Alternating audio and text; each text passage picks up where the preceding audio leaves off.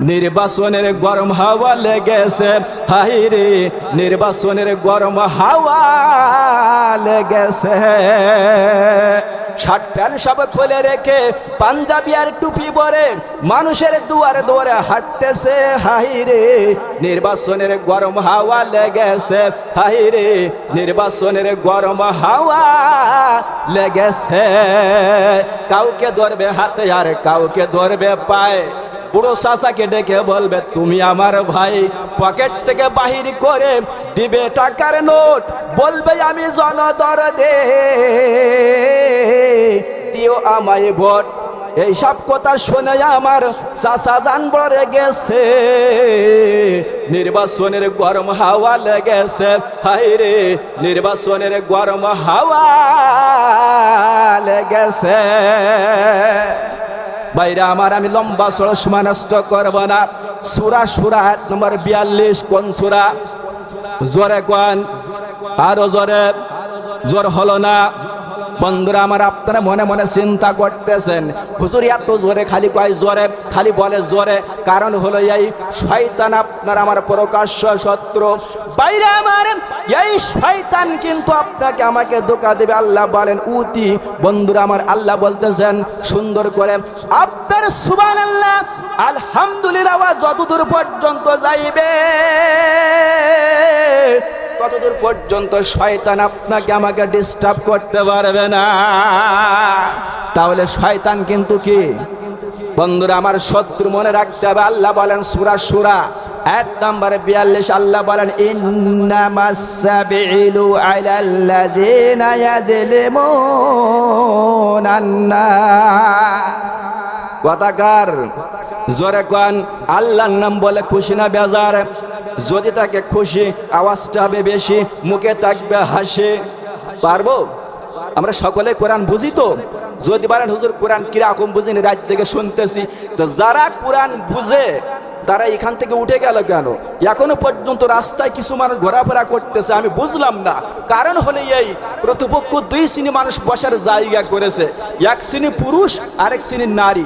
বর্তমান সমাজে কিছু মানুষ আছে যারা পুরুষও না নারীও না, আমরা তাদের কি বলি? জোরে কোন, আরো জোরে। আপনারা বলেছেন, আমি কিন্তু বলি নাই, কারণ আমাকে বাড়ি যেতে হবে এখান থেকে, পথে আবার ধরবে না তো। তাহলে এখানে পুরুষ এখানে নেই, মহিলার ওখানে নেই, রাস্তাঘাটে করে তারা কি? জোরে কোন। এইবার মাইকের আওয়াজ পেলে হিজলা না হলে এখানে এসে বসতে হবে। যাই হোক, লম্বা সড় ভূমিকা বাড়ানোর সময় আমার নাই। আল্লাহ কি বলতেছে একটা আয়াতের সংক্ষিপ্ত কিছু আলোচনা, ভালো করে কথা খেয়াল করে শুনি। আল্লাহ বলেন ইন্নামাস সাবিলু, আল্লাহ বলেন ইন্নামাস সাবিলু আলাল্লাযিনা ইয়াজলিমুনান নাস। তাহলে কথা কার? আল্লাহ বলেন বাইরে আমার তাফসীরে ইবনে কাসির, তাফসীরে তাবারি, তাফসীরে ফিজিলালিল কোরআন, তাফসীরে তাওজিল কোরআন, তাফসীরে তামবিল কোরআন, বাইরে আমার সমস্ত তাফসীর আমি ঘুটে ঘুটে ঘুটে ঘুটে দেখছি, আয়াতের ব্যাখ্যা বিশ্লেষণ তাফসীর দেখেছি। বাইরে আমার এখানে internet, BBC, satellite, CNN, radio today, Facebook, by email, Gmail, নিত্য নতুন প্রযুক্তি বর্তমান সমাজে। গাল গল্প দিলে কাজ হবে না। ইনি একজন বিচক্ষণ ব্যক্তি আছে, এই সাইডে যারা আছে সব আলেম হাফেজ। বাইরে আমার আপনারা অল্প কিছুক্ষণের মধ্যে সুন্দর করে কথাটা একটু ভালো করে খেয়াল করুন। আল্লাহ বলেন নিশ্চয়ই যারা কেবল তাদের বিরুদ্ধে আমি ব্যবস্থা গ্রহণ করব। বর্তমান সমাজে যারা হামলা দেয়, মিথ্যা মামলা দেয়, জেল কাটায়, জরিমানা করে, মানুষের পরে হামলা করে, নির্যাতন করে, যাদের ব্যবহার দ্বারা বর্তমান সমাজে মানুষ কষ্ট পায়, কিয়ামতের ময়দান যেদিন কায়েম হয়ে যাবে, 1 বিঘত 1 মাইল সূর্যটা মাথার উপরে থাকবে, গুনাহগারদের মাথার মগজ গলিয়া, কান দিয়ে নাক দিয়ে গলিয়া বাইরে হতে থাকবে। সমস্ত মানুষ গোল বলিয়া নাফসি। বর্তমানে 41 ডিগ্রি সেলসিয়াস সহ্য করতে পারতেছি না। আব্বারে আপনাকে আমাকে অবশ্যই অন্ধকারে কবরে যাইতে হবে, হবে কিনা?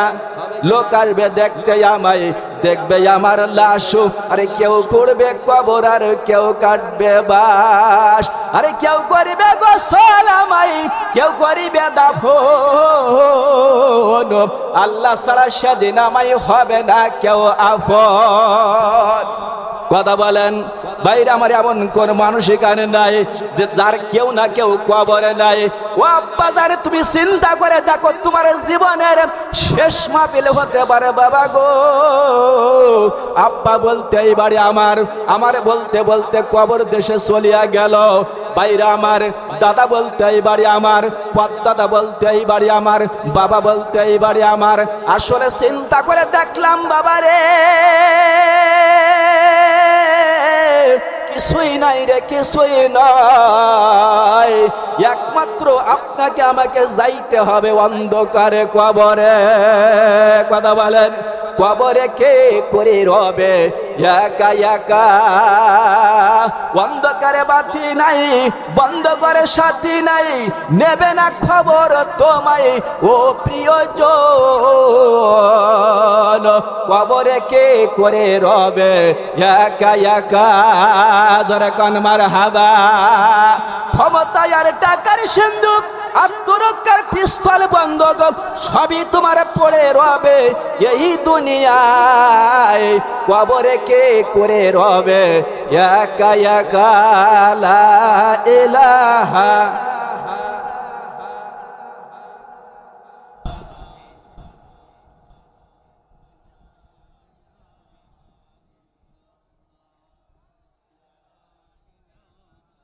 আজকে রাত্রে আজকে সকালে কয়েকটা ছেড়ে খেয়ে রোজা ছিলেন কারা কারা হাত উঁচু করেন তো একটু। কেউ ছিল না না? আলহামদুলিল্লাহ। রোজা না থাকলে এত দুর্বল হওয়ার কারণ কি? রোজার মাস তো চলে গেছে। ডাক্তার গেছে রুগী দেখতে, ডাক্তার রুগী দেখতে যে হাত ধরে বলতেছে পায়খানা কয়বার হয়েছে? বলে 21 বার। বলে হবেই তো, রাত্রে তো এই রুগী খই ভাজা খাইছে। পিছনে একজন ব্যাগ বই, নাম কি? অ্যাসিস্ট্যান্ট বা কম্পিউটার কি কম্পাউন্ডার। অনেক মুরব্বীরা বলতে হচ্ছে কম্পিউটার, না না, পিছনে ব্যাগ বই ফাঁকা জায়গা আসলে বলতেছে ডাক্তার সাহেব 12 বছর পিছনে ঘুরি জীবনের রোগীর হাত ধরে বলতে পারলাম না রাত্রি কি খাইছে। কিভাবে বললেন আপনি? বলতেছে যখন ডায়রিয়া রুগী দেখবি, কম্পাউন্ডার শিখাইতেছে ডায়রিয়া রুগী দেখবি তখন হাত ধরবি আর ডানে বাই তাকাই দেখবি কিছু ফেলানো আছে কিনা, ওটা বলে দিলে হয়ে যাবে। বলে তাই নাকি? তো কাল সকাল আমাকে একটু টেস্ট করেন, আমি তো আপনি তো কবরে যাবেন, থাকবো আমি, আপনার পরে সিরিয়াল আমার, ঠিক না? এখন বলতেছে ঠিক আছে। সকালবেলা একজন বুড়ি আসছে, আমার পুতনি মুড়ি গেল, জলদি করে চলো। কম্পাউন্ডারকে পাঠাই দিয়েছে। যাওয়ার পর কম্পাউন্ডার রুগীর হাত ধরে, মহিলা 12 বছর বয়স, বাচ্চা মানুষ, বলতেছে পায়খানা কয়বার হয়েছে? রুগীর বাপ ঘরের ভিতরে এক পা, বাইরে এক পা, উপরে দরজার ওই কি উপরের বাইল ধরে দাঁড়িয়ে আছে। বলতেছে তাই তো, পায়খানা 12 বার হয়েছে। বলে তাই? বলে হবেই তো, হবেই তো। এদিক সেদিক তাকাই দেয়, কিচ্ছু পাওয়া যায় না। আগের ডাক্তার বলছিল খই ভাজা ফেলানো ছিল, তাই বলে দিয়েছে খেটে গেছে। ইনি তো হাত ধরে হবেই তো বলে এদিক ওদিক তাকাই দেয়, কিচ্ছু নেই, স্যান্ডেল ফেলানো। বলতেছে রাত্রি তো স্যান্ডেল খাইছে। ভাই স্যান্ডেল খাওয়া যায়? আমি হাসির জন্য বলিনি। যদি বলেন কেন বলেন, কটকট কটকট করে হাসিয়ে দিলেন আপনারা, না হাসির জন্য বলিনি, বলেছি এজন্য আপনারা যেভাবে লা ইলাহা ইল্লাল্লাহর জোর দিয়েছেন তা আমার মনে হয় সারাদিন রোজা ছিলেন মনে হয়। কথা বলেন, জবান থেকে একবার যদি কেউ লা ইলাহা ইল্লাল্লাহ মুহাম্মাদুর রাসূলুল্লাহ উচ্চারণ করে তাহলে তার আমলনামায় কমপক্ষে 400 নেকি লেখা হয়। জোরে কোন মারহাবা। কয়শো নেকি? 400 নেকি। তাহলে আমাদের অন্তরে আল্লাহর ভয় নাই এমন কোন মানুষ এখানে আছে নাই? কথা বলেন ভাইরা আমার, কথা ভালো করে বুঝতে হবে। তাহলে আল্লাহ সূরা আয়াত নম্বর 42 মনে রাখতে হবে। আল্লাহ বলেন যারা মানুষের পরে জুলুম করে, অত্যাচার করে, নির্যাতন করে, এদের বিরুদ্ধে আমি কাল কিয়ামতের ময়দানে নিজে মামলা দায়ের করব। তাহলে করা যাবে? আমাদের বর্তমান সমাজে জুলুম বেশি না কম? জোরে কোন বন্ধুরা আমার, কথা ভালো করে খেয়াল করুন। আল্লাহর নবী ঈসা আলাইহিস সালাম পথ চলতে আছে, যাইতেছে। ঈসা আলাইহিস সালাম যাইতে যাইতে ফাঁকা মরুভূমির ময়দান অতিক্রম করতে আছে। এমন সময় দেখে শয়তান 5টা উট বোঝাই করে নিয়ে যাইতে আছে। ঈসা আলাইহিস সালাম সচক্ষে ওই সময় শয়তানকে দেখা যাইতো।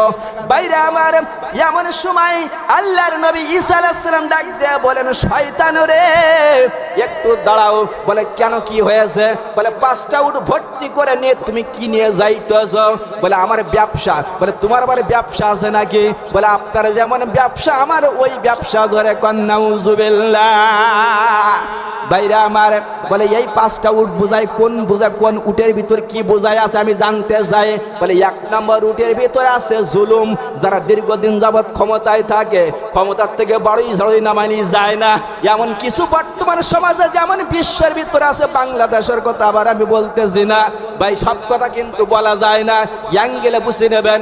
ভাইরা আমার বলবো আমি, অ্যাঙ্গেলে বুঝে নেবেন। প্যান্ডেলে সকালবেলা কাপের কাপ মমতাজের বাপ, সকালবেলা বুঝে নেবেন কার ক্ষতি আর কার লাভ। কথা বলেন বন্ধুরা আমার। এমন সময় হঠাৎ করে বলে জুলুম কাদের কাছে বিক্রি করো? বলে দীর্ঘদিন যাবৎ যাদের ক্ষমতায় টিকে থাকে। বাইরে আমার শুধু তাই নাই, যাদের সম্পদ আছে, লাঠির বল আছে, উচ্চ লেভেলের সাইবার প্রশাসনের চাকরি বাকরি পায়, এদের কাছে বিক্রি করে। বাইরে আমার পার্শ্ববর্তী রাষ্ট্র আলোচনার পয়েন্ট কিন্তু জুলুম। মনে রাখতে হবে, এদিক সেদিক যাব না। আমি ওই রকম বক্তা না। এদিক থেকে অর্থাৎ গুবরাত থেকে কিছু বললাম, কয়রাত থেকে কিছু বললাম, শ্যামনগর থেকে কিছু বললাম, খুলনার থেকে কিছু বললাম, সাতক্ষীরা, বাগেরহাট, মাগুরা, ঝিনাইদহ, উড়াইল, কুষ্টিয়া, মেহেরপুর, চুয়াডাঙ্গা, ঢাকা, মুন্সিগঞ্জ, মানিকগঞ্জ, নারায়ণগঞ্জ, গাজীপুর, এ জায়গার থেকে বললাম। এমন বক্তা কিন্তু আমি না। বাইরে আমার ভালো করে বুঝতে হবে। কয়েকদিন আগে দেখলাম ভারতের নরেন্দ্র মোদীর বিএসএফ বাহিনী আমাদের বর্তমান সরকারের বিডিআর অর্থাৎ বর্ডার গার্ড যাকে বলা হয়, এদেরকে হত্যা করেছে গুলি করে। আপনারা অনেকে জানেন। কথা বলেন, অনেকে জানি না। কি ওই পাহারা দেয়, ওপাশে কি বিএসএফ, এপাশে বর্ডার গার্ড, বিজিবি। বর্তমান নতুন নাম বিজিবি। বর্ডার গার্ড বললে সবাই ভালো বোঝে বাংলা, সাধারণ বাংলায়। বিজিবি পরিবর্তন করেছে নামটা। যখন এই অর্থাৎ দুই পক্ষ যখন এক জায়গায় পাহারা দিতে দিতে কোনো একটা কারণে ওরা গুলি করে মেরেছে, কোনো প্রতিবাদ আমরা করতে পারি নাই। প্রতিনিয়ত বাংলাদেশের যুবকদেরকে গুলি করে মারে। আজ পর্যন্ত এর বিচার হয়েছে? তাহলে ভারত আমাদের পরে জুলুম করে? বন্ধুরা আমার, 2002 সাল মুখস্থ রাখেন। 2002 সালে গুজরাটের মুখ্যমন্ত্রী এই নরেন্দ্র মোদী, তখন কিন্তু সারা ভারতের প্রধানমন্ত্রী হয় নাই। এই গুজরাটের মুখ্যমন্ত্রী এই 3 দিন অর্ডার করলেন, 3 দিনের ভিতরে মুসলমানদেরকে নিধন করো। এই বেঈমান শুধু তাই নয়, 3 দিন অর্ডার করার পরে অর্থাৎ হিন্দু যুবকেরা মুসলমানদেরকে ঘর থেকে বাহির করেন রাস্তার পরে। এমনকি আমরা দেখেছি মিডিয়ার মাধ্যমে 2002 সালে ঘরের থেকে গর্ভবতী মেয়েদেরকে ধরে রাস্তার পরে বাহির করে পেটের পর গ্যাস করে যৌন ছিঁড়ে ছোট ছোট বাচ্চাদেরকে আশ্রয় দিয়ে মেরেছে এই বেঈমান। কথা বলেন ঠিক না বেঠিক? চিন্তা করে দেখেন, তাহলে এটা জুলুম না? কথা কয় না। চিন্তা করে দেখেন অবস্থা। শুধু তাই নয়, ফিলিস্তিনের অবস্থা বর্তমান 2045 সালে ফিলিস্তিন, ইসরায়েল নামে কোনো দেশ ছিল না। 1947 সালে হাইফা বিমানবন্দর, ফিলিস্তিনের বিমানবন্দরের নাম হলো হাইফা। এই বিমানবন্দরে একটা জাহাজ আসছিল অর্থাৎ ইহুদি ভর্তি। হিটলার 60 লক্ষ ইহুদিকে হত্যা করার পরে পলাই যারা বেঁচে ছিল তারা একটা জাহাজে করে আস্তে করে একটা হাইফা বিমানবন্দরে যখন চলে আসলো, আসার পরে এরপরে সুন্দরভাবে ওই জায়গায় বসে তারা বলল যে আমার খুব অসহায়, মাজলুম, আমাদের পরে জুলুম করা হয়েছে, নির্যাতনের স্টিমার চালানো হয়েছে, কাজেই আমাদেরকে একটু জায়গা দেন। যেমন আমাদের বর্তমান শেখ হাসিনা প্রধানমন্ত্রী জায়গা দিয়েছে মায়ানমার। কথা বলেন, রোহিঙ্গাদেরকে, মায়ানমার রোহিঙ্গাদেরকে 10 লক্ষ। আজ 6 বছর হয়ে গেল, জাতিসংঘ এখনো পর্যন্ত সমস্যার সমাধান করতে পেরেছে? জোরে কন। তাহলে নেতা কেমন? চিন্তা করে দেখেন তো।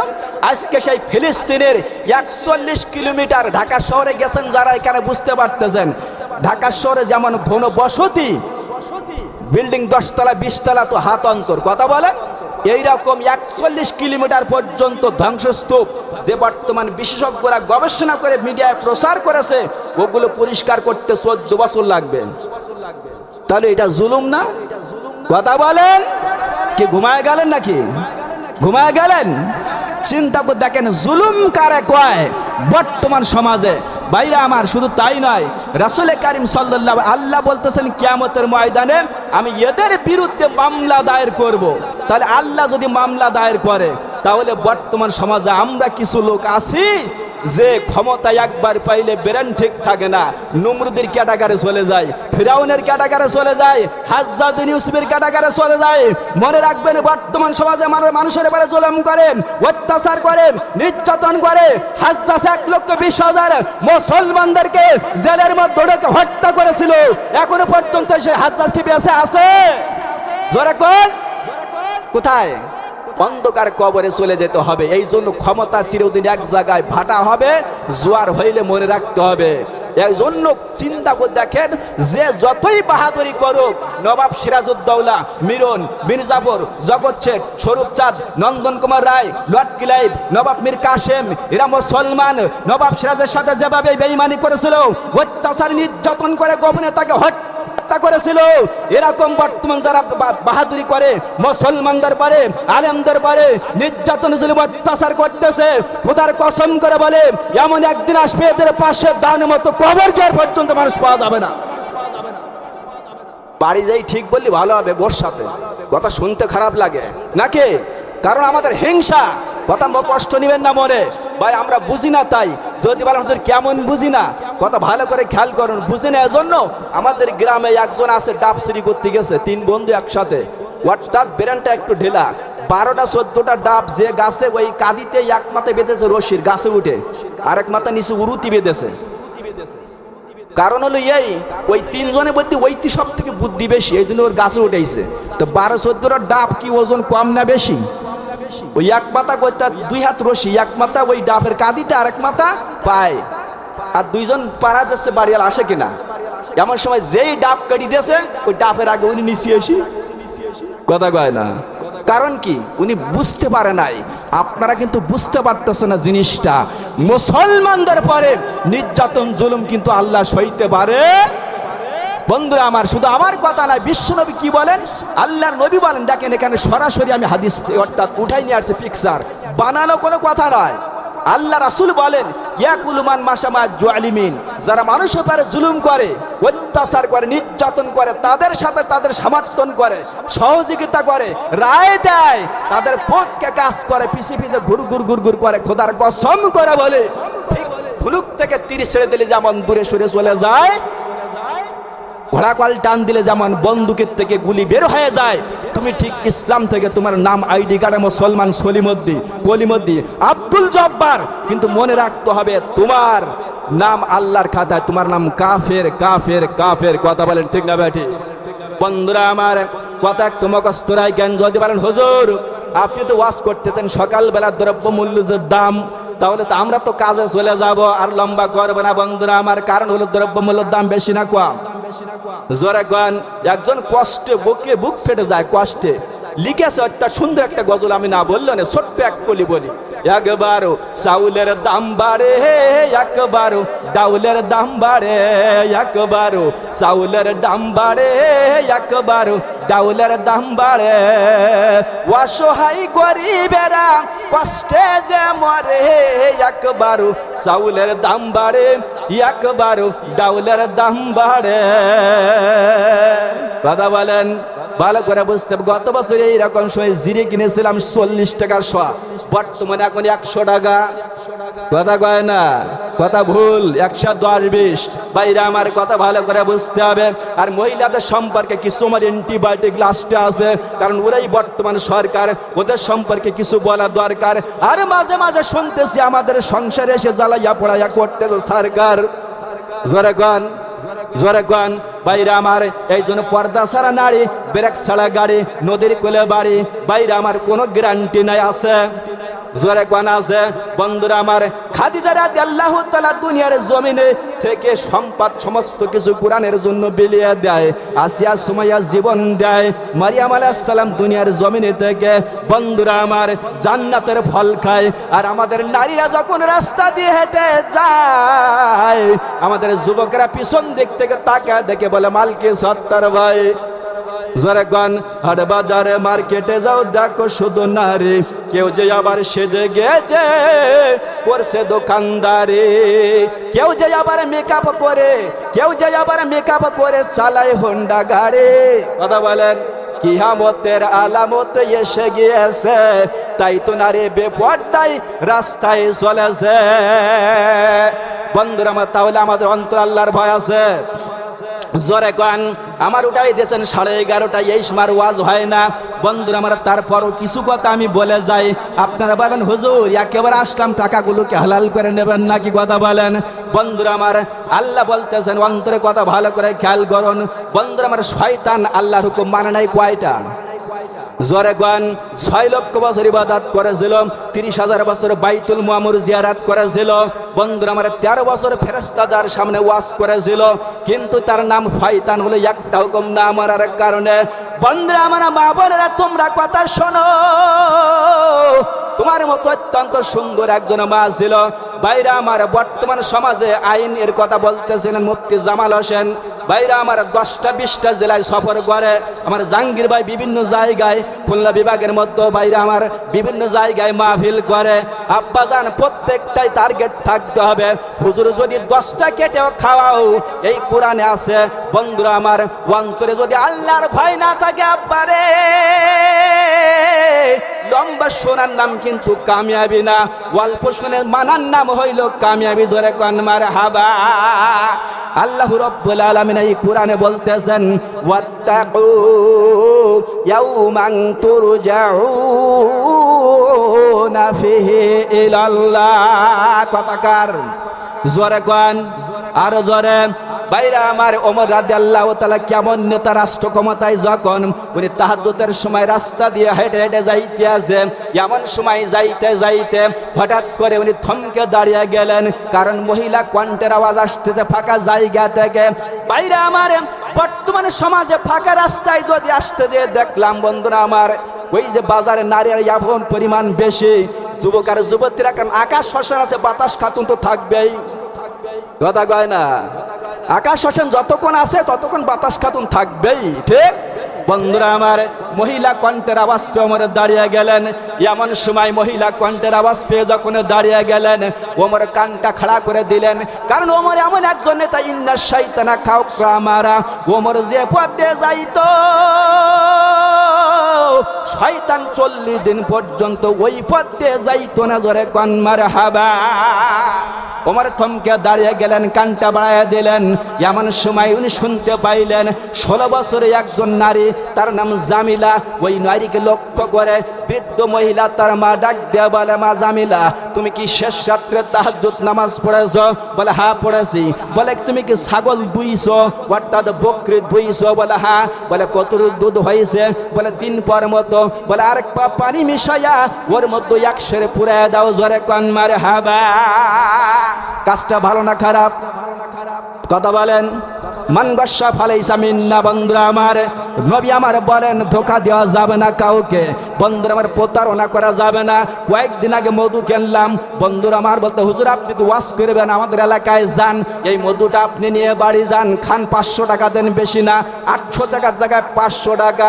আমি খাইতে খাইতে রমজান মাস এসেছে, আমার খাওয়া শেষ হয়ে গেছে। তোলায় একটা দোলা আছে, আমি তাকাইয়া দেখে আহা, ওই দোলার মধ্যে একটা চিনির দোলা। জোরে কোন নাউজুবিল্লাহ।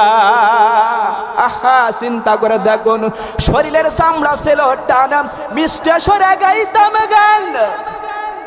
কথা বলেন, শরীরের চামড়া একসময় টান ছিল না? কথা বলেন। যারা মুরব্বী চাচা দাঁড়িয়ে আছে, যুবক আমাদের মতন যখন, তখন রাতকে রাত মনে কত পুতুল নাচে, ওয়াপেরা যাত্রা গানে, কবি গানে, হা করে গালে মাসি গা যায় আর আসে, যায় আর আসে, টেরে পাই না। কিন্তু এখন কোরআনের মাহফিলে চোখ ঝিমটে দিলে তো কাজ হবে না। হতে পারে জীবনে আপনার শেষ মাহফিল। মাওলানা বলতেছিলেন যে, অর্থাৎ রামপাল থানা চেয়ারম্যানে মোড়ে গতকালকে একটা অ্যাক্সিডেন্ট হয়েছে, জায়গায় 3 জন মার্ডার। কোন গ্যারান্টি আছে বাড়ি যে স্ত্রী কোলে ঘুমাবেন? শরীরের চামড়া ছিল টানম, মিষ্টি সরে গাইতাম গান, গলার আওয়াজ আমার কত দূরে যাইতো। কোথায় গেল এখন? কথা বলেন। ভাইরা আমার গজল গিয়ে সময় নষ্ট করবো না, কেবল সকালে বলবে হুজুর শুধু গজল গিয়ে গেছে। ভাইরা আমার ওমর রাদিয়াল্লাহু তাআলা কানটা আরো খড়া করে দিলেন, ডাক দিয়ে বলতেছে হে জামিলা, তার মা বলতেছে জামিলাকে দুধের মধ্যে পানি দাও, একশের পুরায়া দাও। মেয়েটি সঙ্গে সঙ্গে ডাক দিয়ে বলে না আমি পারবো না, কারণ আমরা যে রাষ্ট্রে বাস করি এই রাষ্ট্রের প্রেসিডেন্ট হইলেন খলিফাতুল মুসলিম ওমর। জোরে কোন মারহাবা। তাহলে ওমরকে ভয় করে, জোরে কোন। বন্ধুরা আমার এমন সময় হঠাৎ করে বাইরে আমার সঙ্গে সঙ্গে মেয়ের মা ডাক দিয়ে বলে আমি পারবো না। বলে কেন? মেয়ের মাকে লক্ষ্য করে মেয়ে ডাক দিয়ে বলে পারবো না। কেন পারবেন না? বলে ওমর যদি টের পেয়ে যায় এই আরবের ভিতরে আমাদের বসবাস করা ঘটবে না। জোরে কোন মারহাবা। বলে ওমর তার সিংহাসনে ঘুমাইতেছে। এই কথা বলার সাথে সাথে জামিলা চোখের পানিগুলো ছেড়ে দিয়ে মার সামনে ডাক দিলেন, ও মা, মাটি হতে জন্ম তোমার, মাটিতে মারো, এ মাটিতে সইতে হবে রাখি ও শরণ। কার কথা? মেয়েটি এমন একটা কথা কবিতার ভাষায় বলে দিলেন, বাইরা আমার আইসো একা যাইবা একা, সঙ্গে কেহ যাইবে না। যাবে? কথা বলেন। বাইরা আমার এমন সময় মেয়েটি সঙ্গে সঙ্গে ডাক দিয়া বললেন, ও মা, যদি ওমর টের না পায় এমন একজন ব্যক্তি আছে, ওই ব্যক্তির চোখ থেকে দুনিয়ার কোনো জিনিস গোপন থাকে না, ওই ব্যক্তির নাম আপনাদের জবান থেকে উচ্চ আওয়াজে শুনতে চাই। নাম কে? জোরে কোন। বাইরা আমার ওমর কথাগুলো শুনতে আছে। বাইরা আমার কিন্তু প্রথম যখন মেয়ের মা বললেন আমি এই মুহূর্তে ওমর টের পাবে না, পানি দাও, সঙ্গে সঙ্গে ওমর তরবারিটা বাহির করেছিল। কিন্তু ইন্নামা আস-সাবিরিন,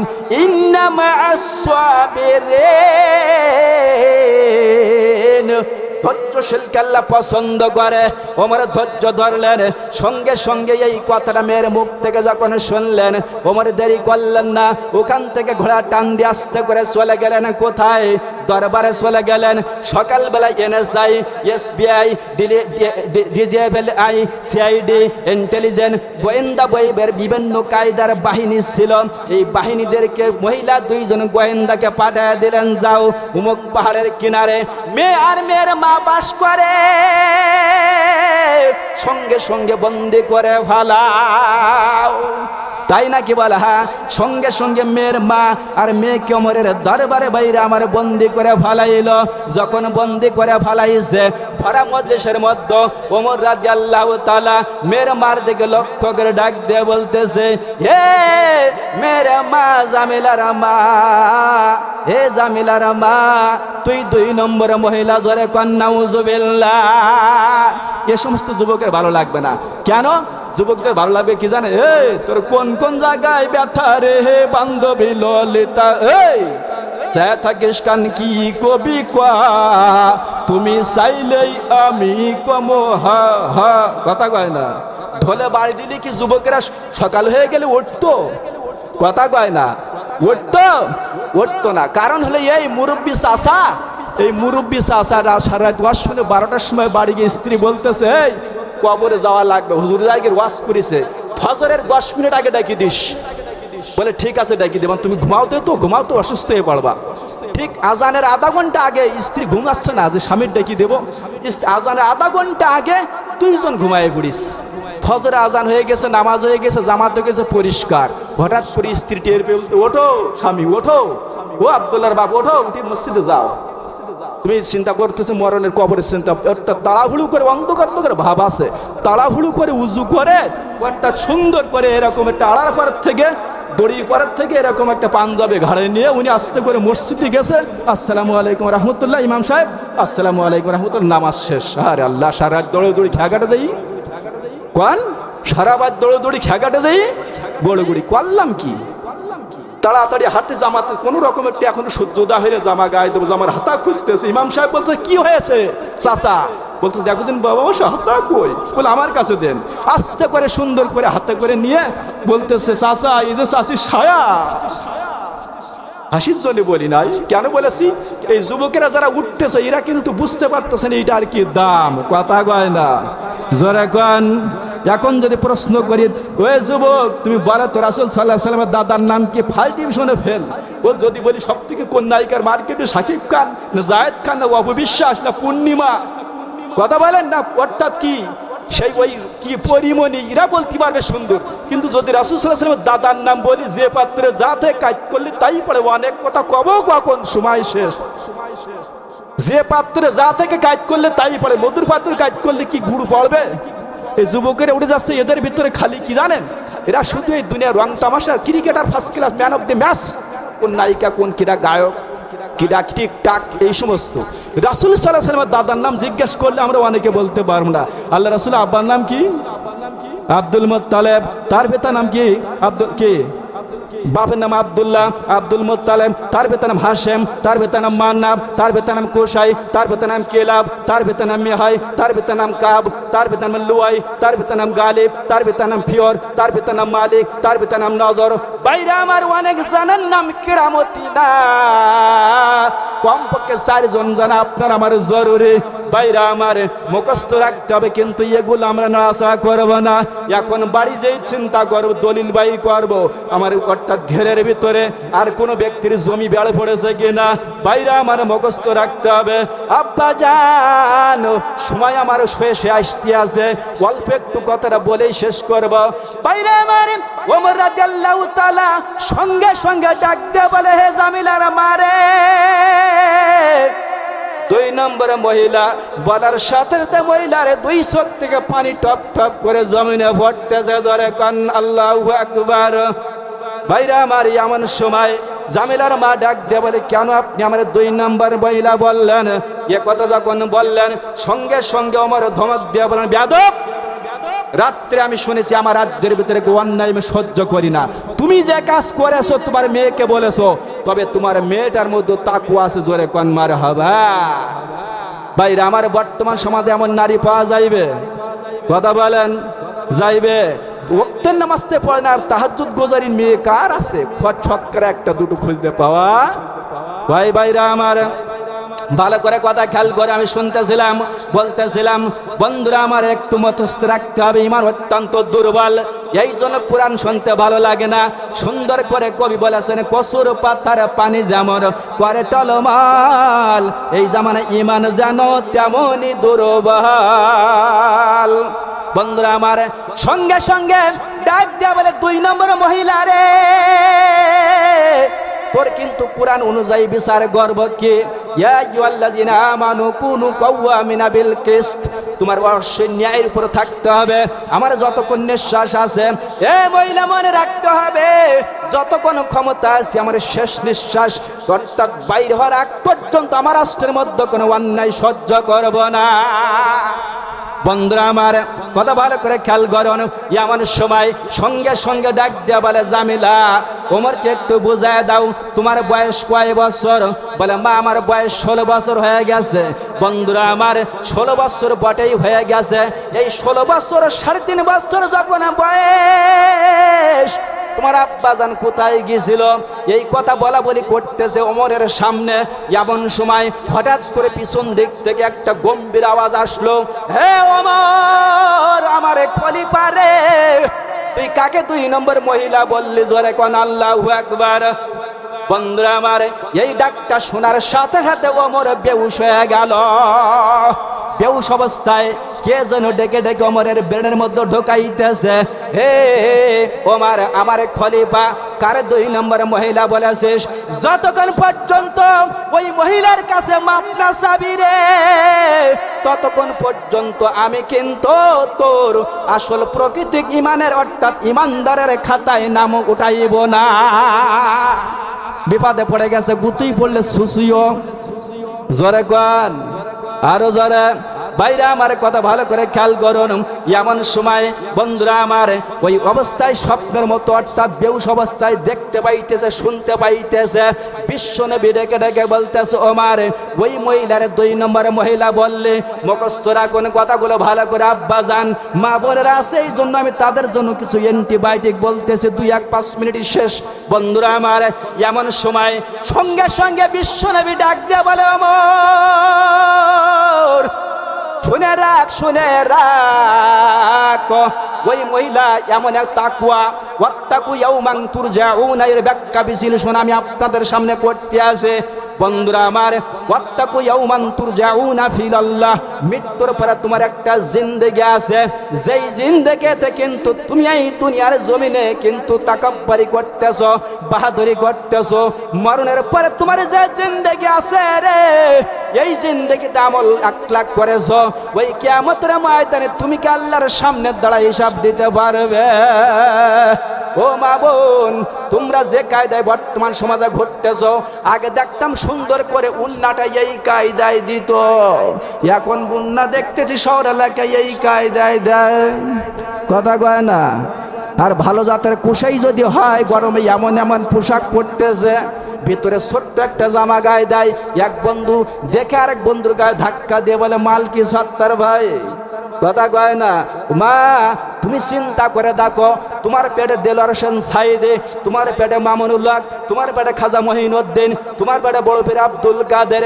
ও মা গো, তোমার সে সুন্দরী নারী ছিল, দেখতে সুন্দর, হাড়ি ভালো, বডি ভালো, ফেকার ভালো, শিক্ষিত ভালো, পরিষ্কার ভালো, যাদের কবরের পারে গরু ছাগলে ঘাস খায়, মা গো খেদাইবার কোনো ক্ষমতা নাই।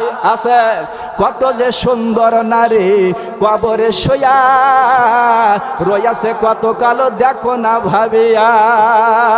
প্রত্যেকটা গজলের এক কলিগুর গাইতে আছে, সময় অল্প বলে। বন্ধুরা আমার, মা গো, খাজা মহিনুদ্দিন চিশতি রহমতুল্লাহ আলাইহি উনি ওয়াজ করে বাড়িতে আসলেন, এসে ডাক দিয়ে বললেন, মা গো, আমার আজকের এক ওয়াজে বাইরে আমার 50,000 ইহুদি খ্রিস্টান বৌদ্ধরা অর্থাৎ পার্শ্ববর্তী জায়গা থেকে মাইকের আওয়াজ শুনিয়া মুসলমান হয়ে গেছে। মা ডাক দেয়া বলে, মিথ্যে কথা, ওয়াজ তুমি করো নাই, আমি করেছি, জোরে কোন মারহাবা। বলে, বললে কি? আমার এই গা ঘামাই গেঞ্জির ভিতরে ভিজে গেছে, জামা ভিজে গেছে, অথচ তুমি ওয়াজ করলে, কারণ কি? কথা কও। বলে, হে বাবা শুনে রাখো, এই গ্রামে, এই থানার ভিতরে, এই জেলার ভিতরে কয়জন মঈনুদ্দিন আছে? বলে, একজনে নেই, শুধু আমি। বলে, কেন, তুমি কি জানো? বাইরে আমার মনে রাখতে হবে, তুমি যখন আমার পেটের মধ্যে ছিলে, এ বাবা মঈনুদ্দিন রে, তুমি যখন আমার পেটের মধ্যে ছিলে, তখন আমি ঠিক এই কাঁধে একটা ওয়াজ করতে আসছিল বসিরহাট থেকে একটা হুজুর।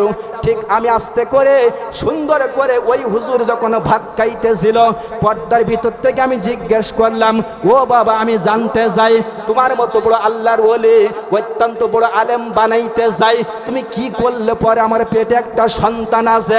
আব্বাজান মনে রাখতে হবে, এখানে অনেক শিক্ষিত মানুষ আছে। বন্ধুরা আমার, বর্তমান শিশু বিশেষজ্ঞ যারা, এদের কাছে আমি জিজ্ঞেস করেছি, নির্দিষ্ট সময় পেটে যখন সন্তান আসে, ঠিক নির্দিষ্ট সময় চোখ দেওয়া হয়, কান দেওয়া হয়, শোনার মতো, দেখার মতো ব্যবস্থা করা হয়।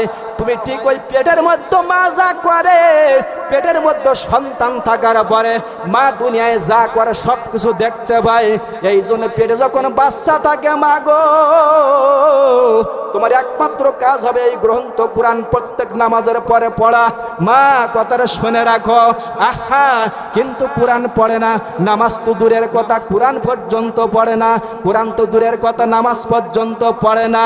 বাইরে আমার, আমাদের মা বোনদের পেটে যখন সন্তানে যায়, তখন এই মোবাইলে তোমায় আমায় মিলে, বোঝানা সে বোঝানা, পটল কুমার তোমায় আমায় মিলে।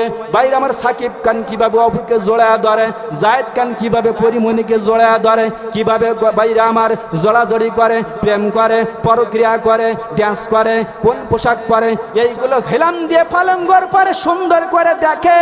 এই জন্য পেটটা হলে ভাই ডিপ জল মিশা সওদাগরের চরিত্র।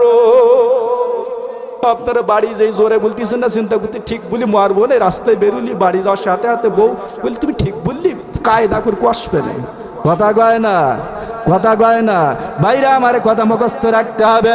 এই জন্য বন্ধুরা আমার, এ বাবা গো, আর কি করতে হবে? বলে, মা গো, তোমার পেটে যখন সন্তান আছে, দুনিয়ার কোনো মানুষ টের পাবে না। মনে রাখতে হবে, যাদের সাথে দেখা দেয়া যায়, এই 14 জন পুরুষ ছাড়া কারোর সঙ্গে তুমি বলতে পারবে না, দেখাইতে পারবে না।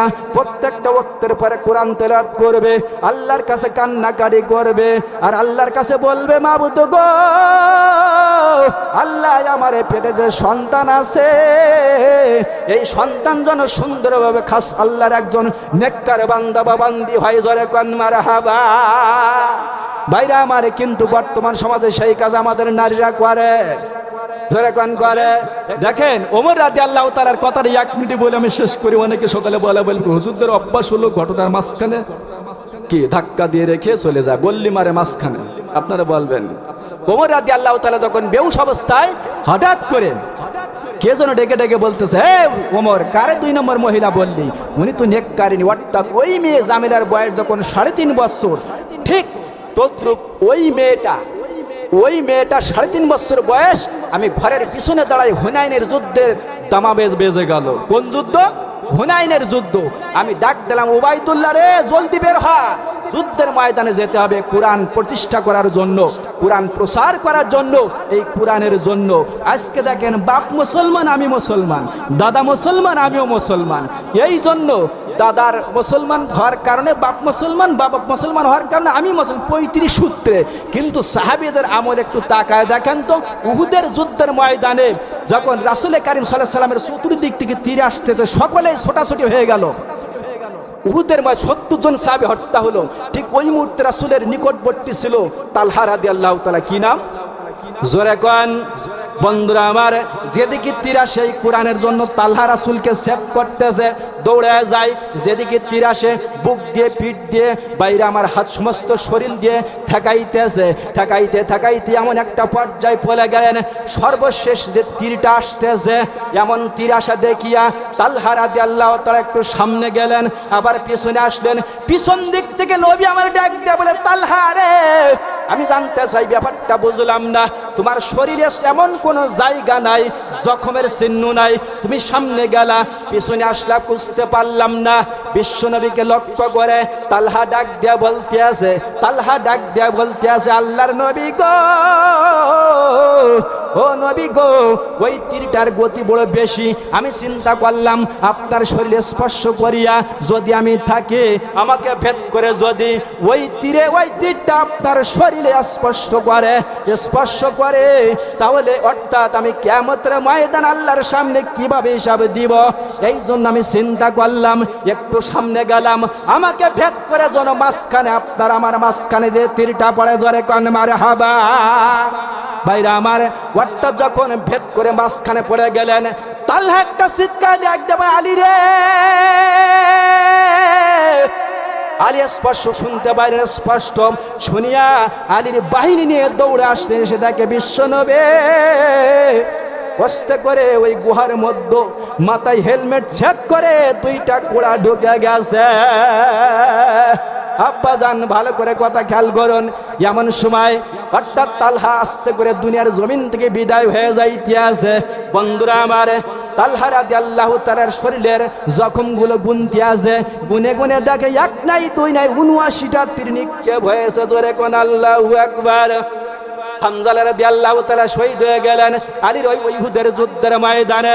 আলী রাদিয়াল্লাহু তাআলা বিশ্বনবীর সামনে নিতেছেন লাশটা, কারণ হলো আলী, আমার নবী ডাক দিয়ে বলে, আলী, ব্যাপারটা বুঝলাম না, আমার চাচা কোন জায়গায়, লাশটা কোন জায়গায় জানতে চাই। বাইরে আমার, যেমন সময় আলী ডাক দিয়ে বলে, আলীকে লক্ষ্য করে আমার নবী ডাক দিয়ে বলে, আলী রে, আলী রে, আমার সাথে প্রতারণা করো না, আমার চাচার লাশটা নিয়ে আসো। বন্ধুরা আমার, আলীর 2 চোখ থেকে পানিগুলো টপ টপ করে জমিনে পড়ে। আর সাহাবীদের, অন্য সাহাবীদের সাথে আলোচনা করতেছে, বাইরা আমার বলা বলি করতেছে, কারণ হামজা রাদিয়াল্লাহু তাআলার 1 পা শয়তানেরা কেটে নিয়ে গেছে, কাফেরেরা প্রসঙ্গ কেটে নিয়ে গেছে, আব্বাজান চোখ ফুটাই নিয়ে গেছে, বুক ছিঁড়ে কলিজাটা বাহির করে নিয়ে চলে গেছে। আমার নবী লাশটা দেখিয়া চোখের পানি বলে কান্দে, এমন কান্না কানলেন সাহাবীরা বলেন জীবনে কোনোদিন এইরকম কান্দতে দেখি নাই। নবী আমার ডাক দেয়া বলে, সাহাবীরা রে, তোরা জানিস না, মক্কা নগরে যখন আমার কেউ ছিল না, দাদা মারা গেল, স্ত্রী 40 বছরে বিয়ে করতে বুড়িকে বিবাহ করেছিলাম খাদিজাকে, ওই খাদিজা দুনিয়ার জমিন থেকে বিদায় হয়ে গেল। কেউ আমার ছিল না। আমার বিরুদ্ধে যদি কেউ কথা বলতো, এই কোরআনের বিরুদ্ধে যদি কেউ কথা বলতো, আমার চাচা তরবার নিয়ে তারপরে ঝাঁপিয়ে পড়তো। জীবনে কোনোদিন বাবার মুখ দেখি নাই। আহা, মা তো 6 বছর বয়সে দুনিয়ার জমিন থেকে বিদায় হয়ে গেছে। মা গো, তুমি আমি যখন তোমার পেটে ছিলাম, ডান পাশে প্রস্রাব ফিরেছি, বাম পাশে রাখছো। শীতের রাত, ডান পাশে প্রস্রাব ফিরেছি, বাম পাশের থেকে ডান পাশে প্রস্রাব ফেলে বুকের পরে রাখছো। ও মা গো, তুমি একটু চিন্তা করে দেখো, শীতের রাত কত কষ্ট করিয়া এই বৃদ্ধ বাবা রাইখানে বসে আছে। বাপ্পার খেদমত আমরা মোটেও করি না, আর মহিলারা স্বামীর কথা মোটেও শুনি না। তুমি নামাজ পড়ো, নামাজ পড়তে পড়তে কপাল কেলাইলা, রোজা রাখতে রাখতে একটা শরীর কায়েল করে ফেলাইলা, দান করতে করতে ফকির হয়ে গেলা। মাগো, তোমার স্বামীর একটা কথা যদি অমান্য করো, তোমার নামাজ রোজা হজ যাকাত সব কিছু তুলার মতো উড়িয়া যাইবে। এই জন্য মাগো, তোমাদের কাছে অনুরোধ করে গেলাম, যতদিন বাঁচো স্বামীর কথা মানো। শাশুড়িদেরকে অনুরোধ করে গেলাম, শাশুড়িরা বৌমাদেরকে মেয়েদের মতো দেখবা, আর বৌমাদেরকে বলে গেলাম তোমরা ঠিক শাশুড়িকে মায়ের মতো দেখবা। কোনো গন্ডগোল হবে না, কোনো খেসাখেসি হবে না। আব্বা জানো, এই জন্য অত্যন্ত গুরুত্ব সহকারে শুনতে হবে। মা, আমি এক্ষুনি মোনাজাত করব বাবা, আর লম্বা চড়া করা সম্ভব হবে না। ও মা, তুমি রোজা রাখবে, টাইম হলে রোজা কিন্তু আমাদের নারীরা কম বেশি রাখে, কিন্তু বড় কথা হলো শাশুড়িকে দেখতে পারে না, শ্বশুরকে দেখতে পারে না। আব্বা জান, কয়েকদিন আগে দেখলাম বড় অফিসার ভাইরা আমার ফেসবুকে, বড় অফিসার বৃদ্ধাশ্রমে মা, আহা, মা মারা যাইতেছে, শেষ নিঃশ্বাস ত্যাগ করবে, শ্বাস ভারী হয়ে গেছে। অর্থাৎ ছোট্ট করে টুকলার মধ্য থেকে মা একটা কাগজ বাহির করে দিয়েছে ওই হাসপাতাল অর্থাৎ বৃদ্ধাশ্রমের মালিককে, বাবা আমার মনে হয় সময় হবে না, আমার ছেলে বড় অফিসার স্যার একটু ফোন করো। ফোন করেছে, ওই স্যার বলতেছে আমার সময় নাই। ভাইরা আমার, একেবারে যখন মারা যাইবে তখন ওই মা চোখের পানি ফালাইয়া কান্দে, আর হাত দিয়ে ইশারা করতেছে, এরকম ইশারা করতেছে।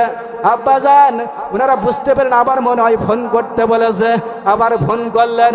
বন্ধুরা আমার, ফোন করার পরে ভাইরা আমার, ওই শয়তান, ওই বেঈমান অফিসার ডাক দে বলে আমার সময় নাই, অত আমি বুঝি না, আমি আর কিন্তু ফোন ধরবো না। মারা গেলেন, সংবাদ পাইলেন। ভাইরা আমার, 3 নাম্বার ফোন করা হলো, 3 বারের মতো ফোন করে ডাক দিয়ে বললেন, স্যার তোমার মা কিন্তু কবরে নামাইতেছে, শেষবারের মতো দেখলে ডাকো। বলে সময় নাই। মারা গেলেন।